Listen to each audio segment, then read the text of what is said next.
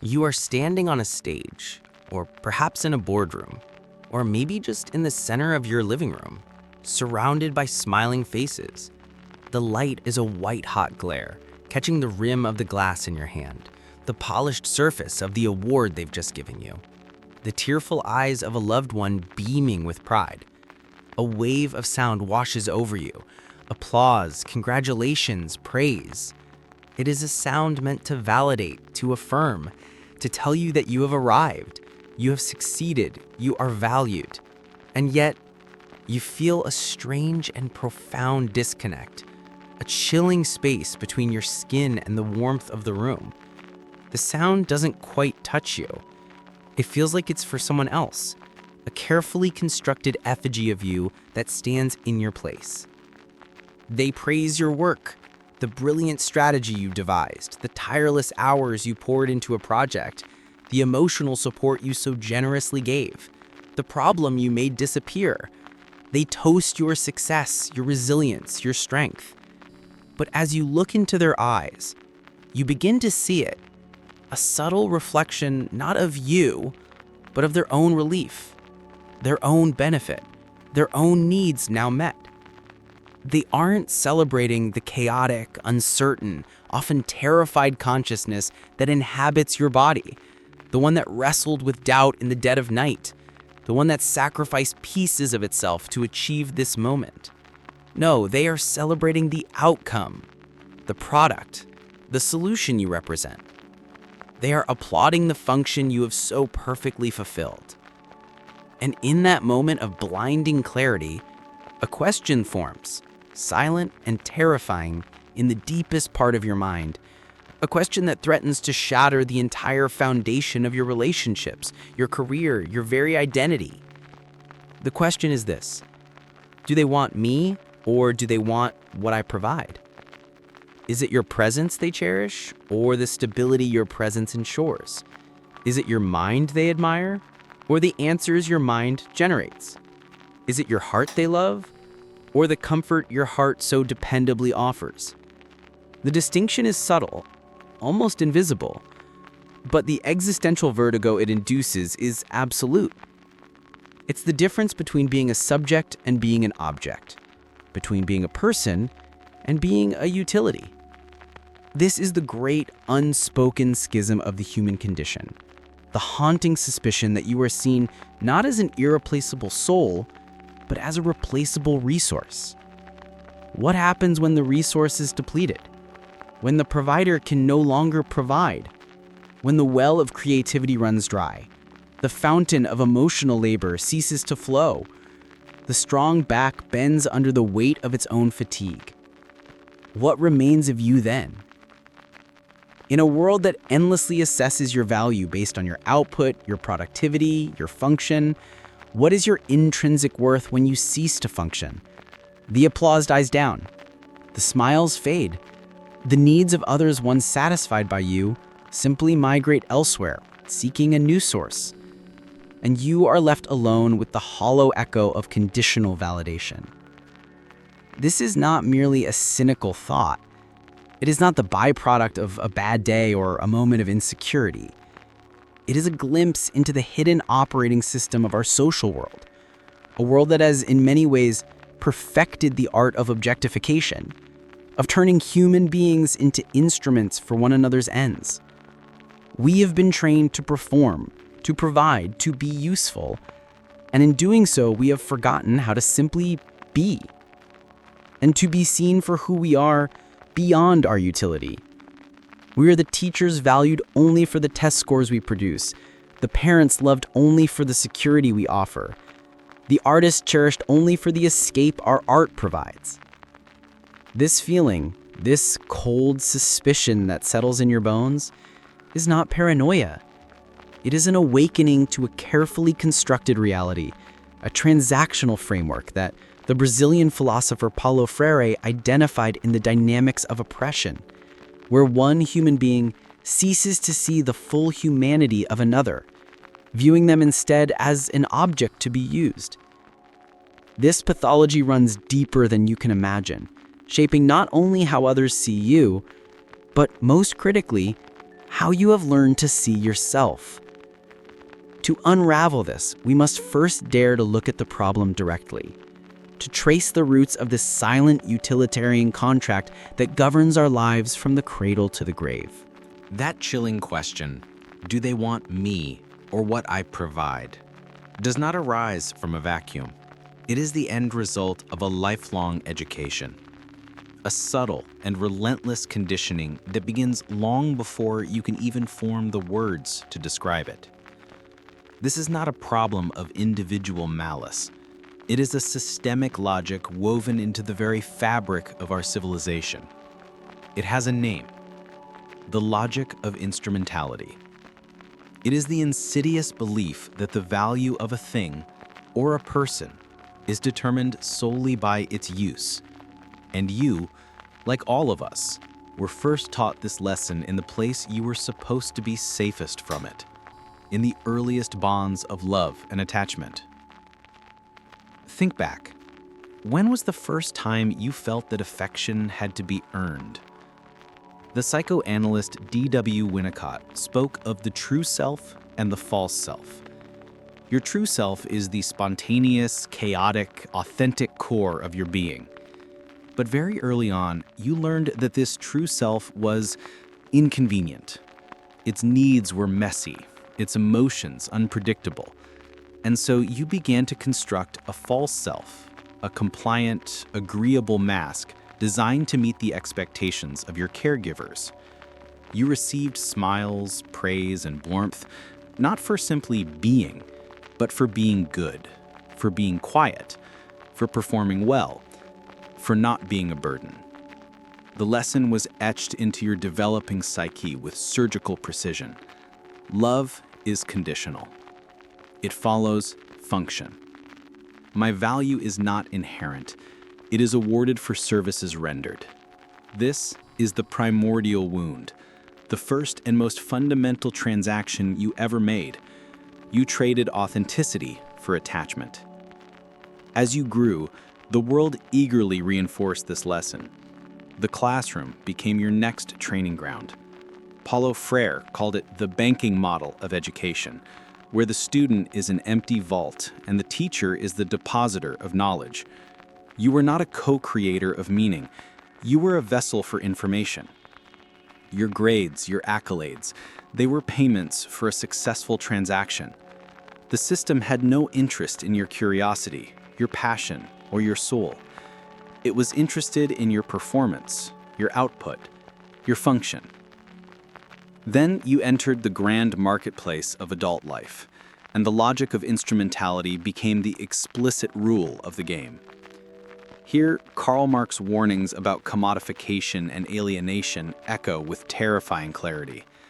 Society taught you to see yourself as a product to be marketed. Your resume is not a story of your life. It is an advertisement of your functions. Your social media profile is not a window into your soul.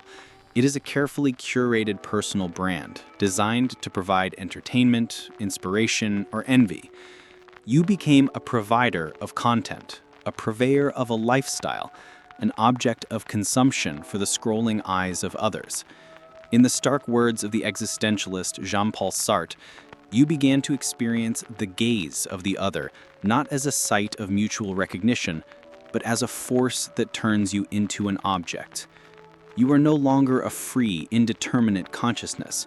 You are a waiter, a doctor, a consultant, a parent. You are your function.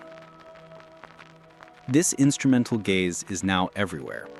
It operates in our friendships, where we unconsciously categorize people based on what they offer. The funny one, the well-connected one, the one who is a good listener. We create an invisible ledger, constantly calculating what we are getting in return for what we are giving. We mistake this symbiotic utility for love, this transactional dependency for genuine connection. And here is the most insidious part of this hidden problem. After a lifetime of being treated as an instrument, you learn to treat yourself in the same way. You internalize the gaze of the other. You begin to believe the mask of the false self is your true face. You push yourself to be more productive, more efficient, more useful, hoping that if you can just provide enough, you will finally be worthy of the love and respect you crave. You silence the inconvenient whispers of your true self, its fatigue, its sorrow, its strange and beautiful desires, because they are not productive. They do not serve a function. And so you become alienated not just from others, but from the very core of your own being, a stranger in your own skin. The problem is not just that they don't want you, it is that you have forgotten who you even is. This creates a silent, gnawing emptiness, an ache that no amount of success or external validation can ever fill. And the consequences of living in this state, this profound self-estrangement, they are far more devastating than you can imagine. The consequences of this self-alienation are not loud or dramatic. They are a quiet, creeping decay that hollows you out from the inside. You feel it in the quiet moments, after the performance is over and the applause has faded. It is the gnawing emptiness that follows a great achievement, the baffling sense of being an impostor in your own life. You stand in a room full of people who admire your work, yet you have never felt more alone. This isn't a fleeting mood. It is the chronic, low-grade fever of a soul starved of genuine recognition. It is the logical endpoint of a life lived as a function.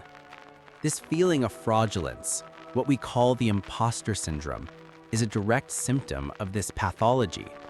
You live in constant, low-level terror that you will be found out, not for a lack of skill, but for a lack of authenticity.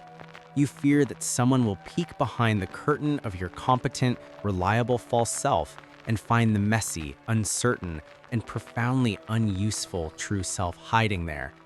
And so you double down on the performance, working harder, achieving more, polishing the mask until it gleams, all while the chasm between who you are and who you pretend to be grows wider and deeper. Success brings no relief, only the anxiety of having to maintain an even more demanding performance. It's an unwinnable arms race against your own humanity. Neurologically, your brain becomes an accomplice in its own imprisonment. Through a process of neuroplasticity, the neural pathways dedicated to performance, calculation, and external validation become deeply entrenched, like highways. Meanwhile, the pathways for vulnerability, spontaneous connection, and intrinsic self-worth atrophy from disuse, becoming little more than forgotten country roads. Your own mind develops a powerful confirmation bias, constantly scanning your environment for evidence of your utility or lack thereof. You interpret a colleague's silence not as preoccupation, but as dissatisfaction with your output. You see a loved one's bad mood as a failure of your function as an emotional provider. The prison you see isn't just around you, it is built with the very architecture of your thoughts. And then comes burnout. We mistake burnout for a simple case of overwork, but it is something far more profound. Burnout is the cry of the true self being suffocated. It is the emergency brake pulled by a psyche that can no longer bear the strain of its own inauthenticity. It is a violent, desperate rebellion against the tyranny of being a machine. The exhaustion you feel is not just physical, it is existential. It is the exhaustion of a soul that has spent decades performing a role it was never meant to play. Your body and mind are not just tired, they are refusing to participate in the transaction any longer. On a societal scale, these individual implosions create a collective catastrophe, an epidemic of profound loneliness. We have built a world of hyperconnectivity, a digital web of endless contact, yet we are haunted by a deep and pervasive sense of isolation. This is the great paradox of our time. We have mistaken connection for contact. We collect followers, contacts, and weak ties, all based on a mutual exchange of utility, information, entertainment, social capital. But these are phantom relationships, devoid of the genuine seeing that the soul requires. They are transactions disguised as friendships. The result is a civilization of people starving for intimacy while sitting at a banquet of shallow interactions. We have become ghosts in one another's lives, interacting not as souls, but as avatars, each performing our designated function in a vast, empty digital theater. This is the ultimate unseen consequence, the gradual erosion of our collective empathy. When we are conditioned to see ourselves and others as instruments, we lose the ability to recognize the sacred intrinsic worth of a human being. The person asking for money on the street is no longer a human with a story. They are a problem to be solved or ignored. The employee is not a complex individual. They are a human resource. This instrumental logic, when scaled up, is the foundational grammar of dehumanization. It allows us to justify exploitation, to ignore suffering, to build systems of profound inequality. It is a quiet violence we commit against each other and against ourselves every single day. You are trapped in a system that demands your performance as the price of admission, yet the performance is precisely what is destroying you. The walls are closing in. But what if the way out isn't about breaking down the walls, but about realizing they were never really there to begin with? What if the escape route lies not in doing more, but in a radical act of undoing?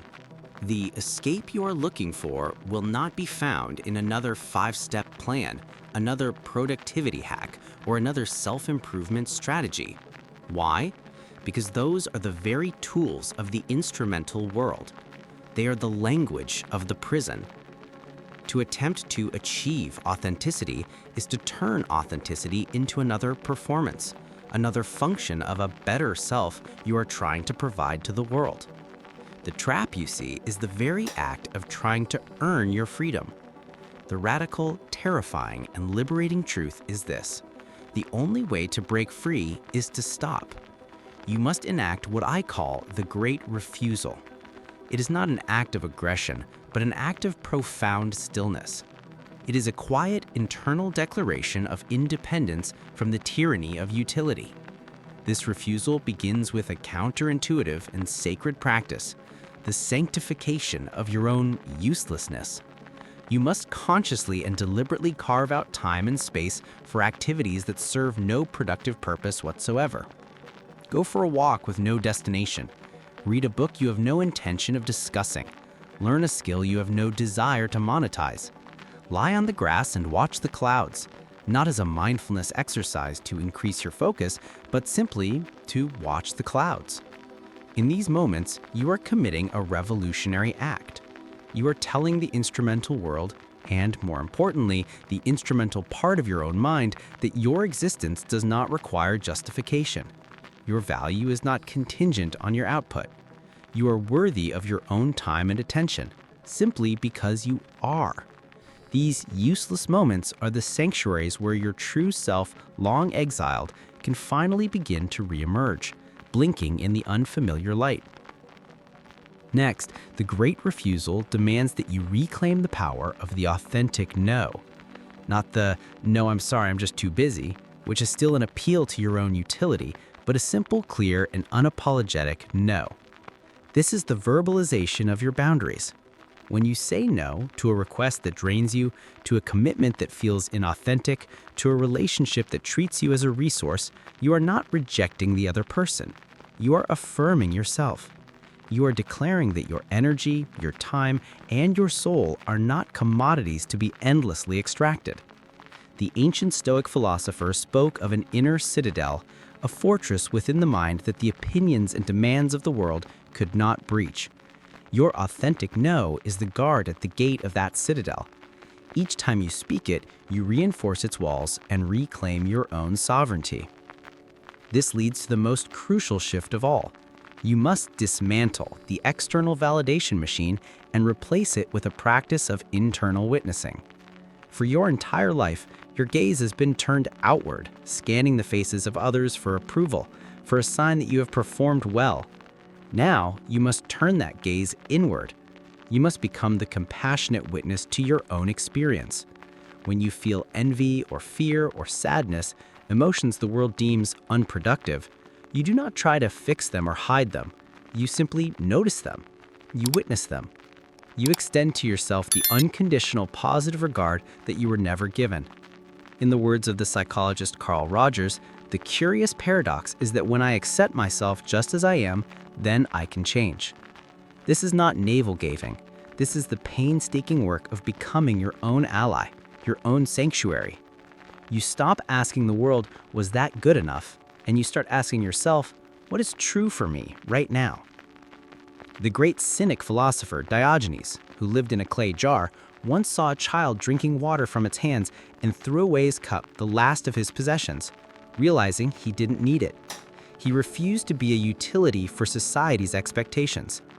This is your Diogenes moment. It is the realization that you don't need the cup of external validation to drink from the river of your own life. This path is not easy. It is a rebellion against your deepest conditioning. But with each useless hour you savor, with each authentic no you speak, with each moment of self-witnessing, you are not just breaking free. You are building an entirely new way of being. You are rewiring your own mind for freedom. And once you begin this process, you are led to a final, staggering realization. A truth so fundamental that it will not only set you free, but will redefine the very nature of reality as you know it. After you have practiced the great refusal, after you have sanctified your uselessness and learned to witness your own soul, you arrive at the edge of a final, breathtaking revelation. You stand there, looking back at the long and painful road of your own performance, and you realize the truth. The question that started this entire journey, do they want me or what I provide, was the last and most masterful trick of the prison you were in. It was a trick because, by its very nature, it kept your gaze fixed outward, waiting for a verdict from an external judge. It kept you locked in a reality where your value was something to be granted by others. You were looking for a better, more authentic kind of validation, but you were still looking for it in the wrong place. The final, most powerful realization is this. The world did not treat you as an instrument because it was malicious. The world treated you as an instrument because you handed it the instruction manual on how to do so. You were the one who, from your earliest days, learned to present yourself as a function. You were the one who silenced your true self and offered up your false self as a candidate for love. You sought conditional affection because you only ever offered conditional affection to yourself. The hollow ache you felt was not the absence of their love. It was the absence of your own presence in your own life. You were a ghost in your own machine, and you were angry that no one else could see you. This changes everything. The entire struggle was never about them. It was about you. You were waiting for someone to come along and finally see you, to give you permission to be real. But the universe does not work that way. Freedom is not granted, it is inhabited. Presence is not given, it is generated. The moment you stop performing for the world and start paying attention to yourself, truly, deeply, and unconditionally, the world has no choice but to recalibrate around you. You begin to emanate a different kind of gravity, the gravity of a person who is fully present in their own skin. And here is the most beautiful paradox. The authentic connection you were starving for begins to arrive unbidden once you no longer need it to survive. Genuine, discerning people are not drawn to the desperate energy of a performer seeking applause. They are drawn to the quiet, powerful resonance of a soul at home with itself. Love, respect, and admiration cease to be wages you earn for a service rendered. Instead, they become the natural, spontaneous echoes of your own self-acceptance. You no longer provide comfort or stability or inspiration in the hopes of being wanted. You simply are these things, as a natural consequence of your own inner alignment. You stop being a transactional creature and you become a presence, a force. Your past struggles suddenly become clear. The impostor syndrome was the dissonance of a soul that knew it was lying. The burnout was the rebellion of an exhausted actor. The loneliness was the isolation of a king who had abandoned his own throne. You were never a victim of a cold, utilitarian world. You were a willing, if unconscious, participant in its logic, a logic you had internalized so deeply you mistook it for reality itself. To break free, then, is to finally come home. It is to stand in the center of your own life, not as a provider, but as the source. It is to realize that you are not a character in someone else's story.